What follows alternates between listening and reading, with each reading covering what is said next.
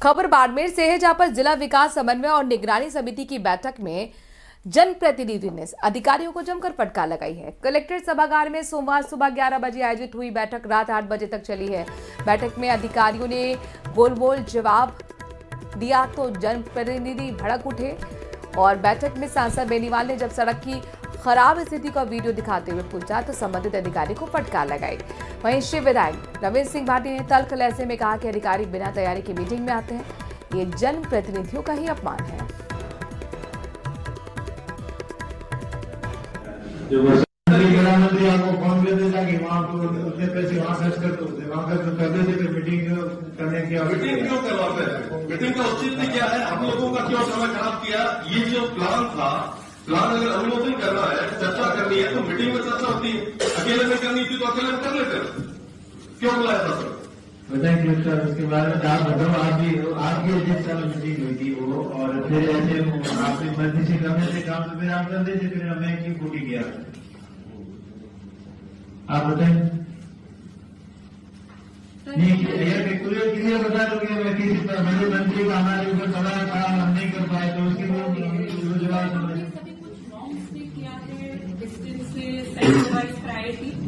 Sir minutes में हर line को record नहीं, मुझे मोटा सारी रिकॉर्ड होता है। नहीं मोटा बस आप हुआ है तो विल बी मोर केयरफुल अगली बार। अगली बार तो मीटिंग कितने साल बाद हुई मीटिंग? हमेशा पता है 4 साल बाद हुई। 4 साल अगली मीटिंग होगी वापिस 4 साल बाद। नहीं कर सकते हैं, करने का तो बहुत कुछ कर सकते हैं, पर वो किया नहीं ना। लगभग 3 से 4 साल तो ले गए, तो 4 साल अगली मीटिंग करेंगे 4 साल बाद, ये कौन सा दोस्तों? तो फिर वो 4 साल बाद जो मीटिंग की वो मतलब समोसा खाने के लिए मीटिंग? काम इतना सारा आए है, ये काम एमपी साहब ने भी दिए होंगे, बाकी भी सारे विधायकों ने दिए होंगे, तो ये क्या घर पे ले जा रहे थे? ये तो जो माइनिंग इफेक्टेड है। अधिकारी वर्ग जितना भी है बहुत समझदार है, पर बिना तैयारी रहे नहीं आना चाहिए। ये लोग इत बैठा अगर इत आया आप देखो कि काले शाम रो किशनगढ़ हतो कोई कार्यक्रम रे मीना पूरी रात ट्रेवल करे बाड़मेर आयो और बाड़मेर आते 11 बजे ये मीटिंग में बढ़िया जो अबार तक शाम 6 बजे है, लगभग रात 10 बजे तक मीटिंग चल है। पहले जो मीटिंगें हुई थी उनकी सही ढंग से पालना समय पर नहीं हो रही थी, तो इसलिए उन पर विस्तृत चर्चा की गई और जो जन हितैषी मुद्दे थे, जन कल्याणकारी योजना जो केंद्र सरकार की है वो उनका समय पर क्रियान्वयन नहीं हो रहा था, बराबर उनकी पालना नहीं हो रही थी, इसकी वजह से लंबा डिस्कशन चला। तो क्या सर ऐसे प्रमुख मुद्दे सामने आए जिनको आपको लगा कि प्रशासन है या फिर ग्रामीण क्षेत्रों में उस पर काम नहीं हो रहे हैं? देखिए सबसे ज़्यादा मुद्दा इधर नगर परिषद का रहा कि कई बार शिकायतें कंप्लेन करने के बाद में उसका कोई समाधान नहीं हुआ। जैसे इंदिरा रसोई के अंदर बड़ा घोटाला हुआ था, उसकी काफ़ी समय बाद में एफआईआर दर्ज हुई, एफआईआर के बाद में भी कोई ठोस कार्रवाई नहीं हुई। और दिखाते हैं जहां पर हाईवे से अतिक्रमण हटाने की कार्रवाई शुरू की गई है। जयपुर कोटा नेशनल हाईवे से अतिक्रमण हटाया जा रहा है, जो स्थायी है अस्थायी अतिक्रमण है उस पर बुलडोजर का एक्शन चल रहा है। एनएचएआई और जिला प्रशासन की टीम की मौजूदगी में यह एक्शन, पहले नोटिस दिया गया था कि खुद ही अतिक्रमण हटाएं, लेकिन जब ये नहीं हुआ तो फिर पहुंच गई प्रशासन की टीम बुलडोजर लेकर, पीला पंजा। ये देखिए ताबड़तोड़ अतिक्रमण पर वार करता हुआ अतिक्रमण को हटाया जा रहा है। ये हाईवे का इलाका है जहां से अतिक्रमण को हटाने की कार्रवाई शुरू कर दी गई है। जयपुर कोटा नेशनल हाईवे से अतिक्रमण हटाया जा रहा है, अतिक्रमण मुक्त ये इलाका किया जा रहा है। एनएचएआई की टीम और जिला प्रशासन की टीम की मौजूदगी में बुलडोजर एक्शन।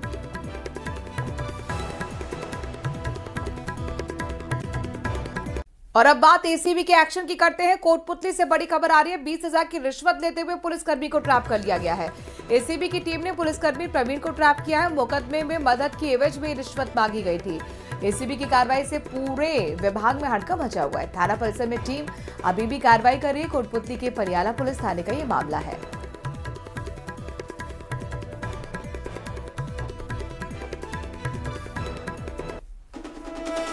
घूसखोर पुलिसकर्मी एसीबी की गिरफ्त में, ट्रैप की कार्रवाई की गई। पुलिस थाने के अंदर ही मुकदमे में मदद की एवज में 20,000 की रिश्वत मांगी गई थी।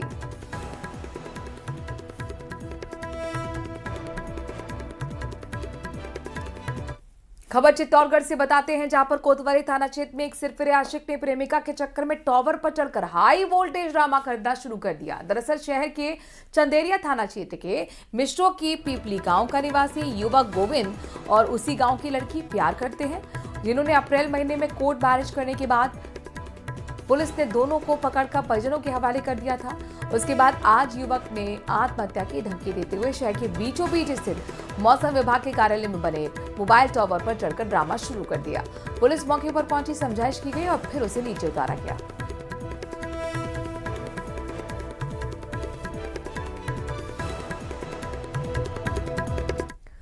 और अब बात प्रदेश बीजेपी की करते हैं। दरअसल लंबे इंतजार के बाद आखिरकार अब ये जो वेट और वॉच की स्थिति थी खत्म हुई है। बीजेपी की कार्यकारिणी की घोषणा कर दी गई है। प्रदेश बीजेपी की कार्यकारिणी की घोषणा में 9 उपाध्यक्ष हैं, 4 महामंत्री हैं, 7 मंत्री बनाए गए हैं। कई महत्वपूर्ण पदों पर नए चेहरों को जगह मिली है। राजस्थान की नई प्रदेश कार्यकारिणी की जो घोषणा की गई वो लिस्ट आपको हम दिखा रहे हैं और इसमें कुल मिलाकर महामंत्रियों की संख्या को कम किया गया है। पहले 5 थी, 4 अब हुई है।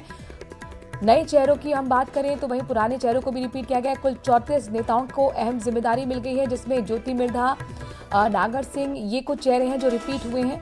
और इसके साथ टीटी को इस बार जगह मिली है। सरदार सुरेश पाल सिंह टीटी, जी हाँ, उन्हें उपाध्यक्ष बनाया गया है। साथ ही कुछ नेताओं का प्रमोशन भी किया गया है और उन प्रमोशन नेता जो पाए हैं उनकी अगर हम बात करते हैं तो कैलाश मेघवाल हैं, भूपेंद्र सैनी हैं।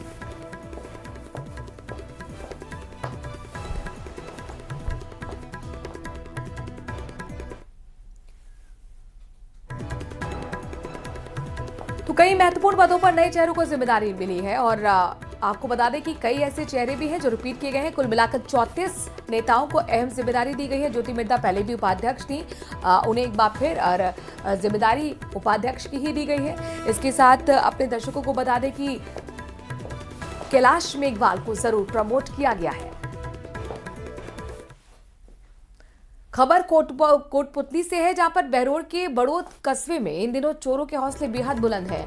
कस्बे के एक मकान के बाहर नाली के ऊपर लगे लोहे की जाल को स्कूटी सवार चोर उखाड़कर ले गए। बड़ौद के लालपुर शिवालय मंदिर परिसर में खड़ी कार को चोरों ने चुराने की कोशिश की। 2 अलग अलग इलाकों की तस्वीरें हैं। चोरों ने पहले तो कार का लॉक तोड़ा, मतलब कोशिश की लॉक तोड़ने की, लेकिन जब सफल नहीं हुए तो चोरों ने कार का शीशा तोड़कर कार का दरवाजा खोल लिया और कार को स्टार्ट करने की कोशिश की। इस दौरान कार में तेज सायरन बजने से मंदिर में सो रहे महंत की नींद खुल गई और मंदिर बाहर आए तो चोर फिर भागकर कार को वहीं छोड़कर फरार हो गए। दोनों घटनाएं कस्बे और मंदिर में लगे सीसीटीवी में कैद हुई हैं।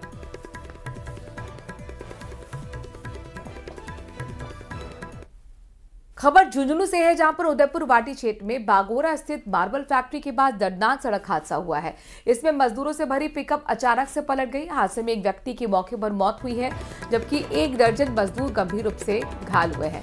सभी मजदूर शादी समारोह में काम करने जा रहे थे। प्रत्यक्षदर्शियों के मुताबिक सामने से तेज रफ्तार में आ रहे एक ओवरलोड वाहन को बचाने की कोशिश में पिकअप चालक ने अचानक ब्रेक लगाया और मोड़ लिया, जिससे वाहन अनियंत्रित होकर पलट गया।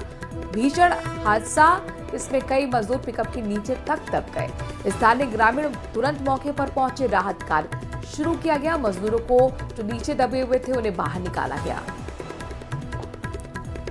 अच्छा, अभी के बाद में मेट्रोस आया, बॉडी में 108 में डाला और हॉस्पिटल में रखा। कौन है ये लोग? अब वो तो पता लगाऊंगा कि कौन है। शादी में काम करने वाला कैटरर्स बता रहे हैं पिकअप रेडी है। पता को नहीं तो अब पूरा ही को। खबर जयपुर से आ रही है। अभिनेता अक्षय कुमार जयपुर एयरपोर्ट पहुंचे हैं। चार्टर विमान से मुंबई से पहुंचे जयपुर एयरपोर्ट से सीधे सीएमआर जाने का उनका कार्यक्रम है। इस वक्त की बड़ी खबर है, अभिनेता अक्षय कुमार जयपुर एयरपोर्ट पर पहुंचे हैं और उनके बारे में जानकारी मिल रही है कि वो सीएमआर जाएंगे। एयरपोर्ट से सीधे सीएमआर जाने का उनका कार्यक्रम है। चार्टर विमान से मुंबई से जयपुर एयरपोर्ट पहुंचे हैं। सीएमआर में पहुंचने का जाहिर तौर पर कार्यक्रम और महत्वपूर्ण होगा कि यहां पर आगे क्या खबर निकलकर सामने आती है। लेकिन आप देख सकते हैं अक्षय कुमार की तस्वीर जब एयरपोर्ट पहुंचे हैं, कुछ ही देर पहले पहुंचे अक्षय कुमार जयपुर पिंक सिटी में। एयरपोर्ट की तस्वीरें आपके सामने, अपने चार्टर विमान से पहुंचे मुंबई से जयपुर एयरपोर्ट और यहां से बताया जा रहा है कि वो सीधे सीएमआर जा रहे हैं। आसिफ हमारे संवाददाता इस खबर पर जुड़ गए। आसिफ, सीएमआर जाने का कार्यक्रम अक्षय कुमार का वजह?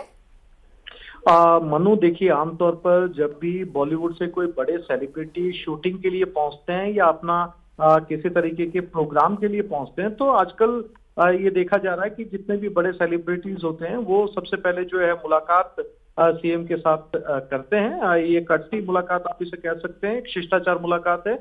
आपने देखा होगा इससे पहले अजय देवगन या फिर जो है संजय दत्त भी आए, वो भी अगर सीएम उस समय जयपुर में होते हैं तो एक शिष्टाचार मुलाकात जरूर होती है, समय मांगा जाता है, समय मिल जाता है तो कोई भी सेलिब्रिटी पहले पहुंचता है। और कितनी देर का ये कार्यक्रम रह सकता है जो शिष्टाचार मुलाकात का आसिफ आप बता रहे हैं? तो कुल मिलाकर ये माना जाए ये शूटिंग के सिलसिले में उनका पहुंचना हुआ? बिल्कुल, ये 10 से 15 मिनट का एक शिष्टाचार मुलाकात होगी और उसके बाद में वो अपने, हालांकि ये जानकारी नहीं मिल पाई है अभी कि ये शूटिंग के लिए पहुंचे, क्योंकि अकेले हैं, यूनिट इनके साथ में नहीं है। लेकिन अगर शूटिंग के लिए लिहाज से पहुंचे तो बहुत जल्दी ये भी जानकारी मिल जाएगी कि वो राजस्थान के किस हिस्से में शूटिंग करने के लिए पहुंच रहे हैं। और अक्सर ये भी देखा जाता है सर्दियों के मौसम में अक्षय कुमार बहुत बार अपनी फैमिली के साथ भी छुट्टियां मनाने के लिए भी पहुंचते हैं, सवाई माधोपुर जाते हैं, सरिस्का टाइगर सफारी भी जाते हैं। तो बहुत हद तक मुमकिन है कि कुछ दिनों के अंदर उनकी शूटिंग शुरू हो और उससे पहले जयपुर आने के बाद में जब देखो पर्यटकों से गुलजार रहता है राजस्थान, और इसीलिए मेरा सवाल भी यही था कि कहीं ऐसा तो नहीं कि कोई फैमिली ट्रिप हो या फिर घूमने के पर्पज से आए हो। बहरहाल, लेकिन इन सब के बीच में महत्वपूर्ण यह है कि वो सीएमआर सीधे जा रहे हैं। शुक्रिया आसिफ, तमाम जानकारी हम तक पहुंचाने के लिए। यहाँ पर मुख्यमंत्री से उनकी एक शिष्टाचार मीटिंग होने वाली है जो अमूमन 10 से 15 मिनट ही चलती है। एक किल्लत की खबर आपको बताते हैं, प्रतापगढ़ से आई है, जहां पर यूरिया की किल्लत ने किसानों की कमर तोड़कर रख दी। रबी सीजन के सबसे अहम वक्त पर खाद की सप्लाई ठप पड़ गई है और किसान सुबह से लेकर शाम तक लाइनों में खड़े रहने के लिए मजबूर हैं। हालात तब और बिगड़ गए जब अनोद के भंजूडला गांव में ग्रामीणों ने कालेबाजारी के शक के वजह से एक यूरिया से भरा ट्रक पकड़ लिया, पुलिस को जानकारी दे दी। और दूसरी ओर छोटी सादड़ी, पीपल खून, धरियावद में किसानों का गुस्सा उबाल पर आ गया है। सहकारी समितियों का स्टॉक खत्म और ब्लैक में यूरिया 500 से 700 रुपए तक बिकने के आरोप लग रहे हैं। प्रशासनिक व्यवस्था एक बार फिर सवालों के घेरे में है। आज अपने अरनोद क्षेत्र में ये स्थिति हो गई यूरिया खाद की, 500 से 600 रुपए ले रहे, हर दुकान वाला यही रेट ले रहा है, 500-600 रुपए ले रहे। पिछली बार सोयाबीन नहीं पके हैं किसानों के, उसके बाद भी इतनी कालाई बाजारी चल रही है। और कृषि विभाग को फोन लगाते हैं अपन, तो वो बोलते हैं कि हमारी कोई जिम्मेदारी नहीं है, तो उनको तो वहाँ की कुर्सी नहीं छूट रही है, उनकी सबकी मिली भगत है। हर जगह यही नहीं, बेड़मा जाजले की बात ही नहीं करूँगा, प्रतापगढ़ डिस्ट्रिक्ट हो या भले ही कोई सब डिस्ट्रिक्ट हो, हर जगह सरकार से मेरा यही है कहना है कि हर जगह खाद की किल्लत को दूर किया जाए। समय से पहले सोसाइटियों में खाद बरकरार होना चाहिए। जयपुर में स्थानीय कृषि उपज मंडी में अचानक से हंगामा खड़ा हो गया। दरअसल किसान मूंग की तुलाई के दौरान मूंग सफाई करने वाले मशीन के लिए जा रहे अतिरिक्त शुल्क का ये विरोध किया जा रहा था। मंडी में मूंग की सफाई के नाम पर 200 रुपए प्रति कुंटल तक लिया जा रहा था, जिसे लेकर किसान भड़क गए। किसानों का आरोप है कि मशीन सही दानों को भी खराब दिखा रही है। इसी के साथ ही उन्होंने कैंसिल किए गए टोकन बहाल करने और तुलाई में 2 से 5% तक छूट देने की मांग उठाई। किसानों ने चेतावनी दी कि अगर कार्रवाई नहीं होती है तो आंदोलन करेंगे।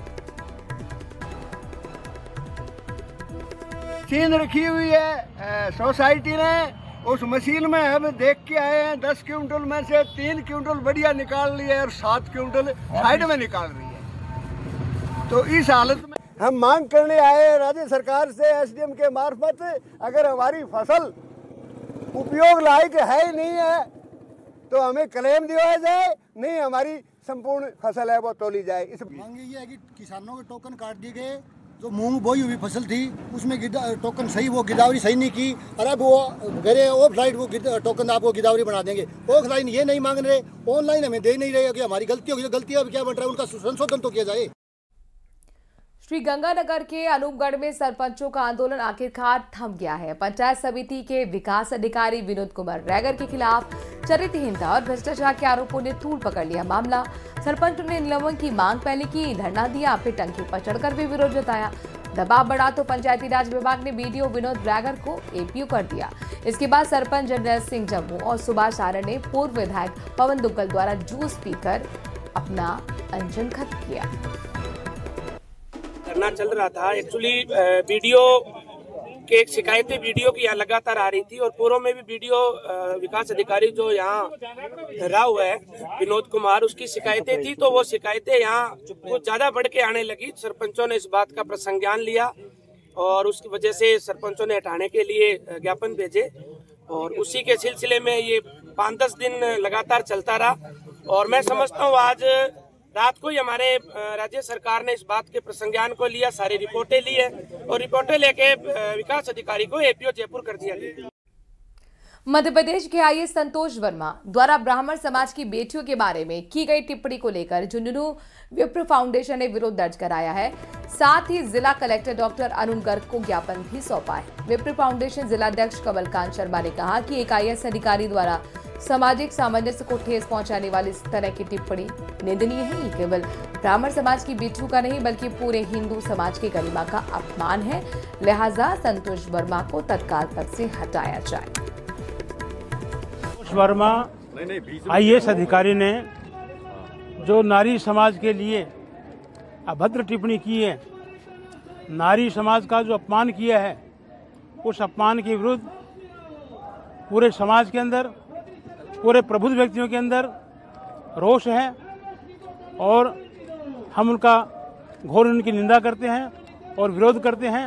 एक सुनियोजित षड्यंत्र के साथ जिस प्रकार से समाज को टारगेट करते हुए, बच्चियों को टारगेट करते हुए एक अभद्र टिप्पणी, एक शर्मसार करने वाली टिप्पणी उनके द्वारा जो की गई, उसके खिलाफ आज झुंझुनू जिले का ब्राह्मण समाज एकजुट होकर उसके खिलाफ विरोध प्रदर्शन करते हुए माननीय महामहिम राष्ट्रपति महोदय, माननीय प्रधानमंत्री जी के नाम जिला कलेक्टर महोदय को ज्ञापन सौंपेंगे। और अगली खबर जैसलमेर से है, जहां पर मोहनगढ़ क्षेत्र के देवगा गांव के पास बाड़मेर जाने वाले एलएनटी की पाइपलाइन टूटने से लाखों गैलन पानी व्यर्थ हो रहा है। कल दोपहर 2 बजे के आसपास पाइपलाइन टूटने की बात सामने आई। पाइपलाइन टूटने से हजारों लाखों लीटर पानी व्यर्थ बह रहा है। आसपास के खेतों में भी पानी के बहाव के चलते फसलें बर्बाद हो सकती हैं। पाइपलाइन को ठीक नहीं किया गया तो किसानों को बड़ा नुकसान हो सकता है।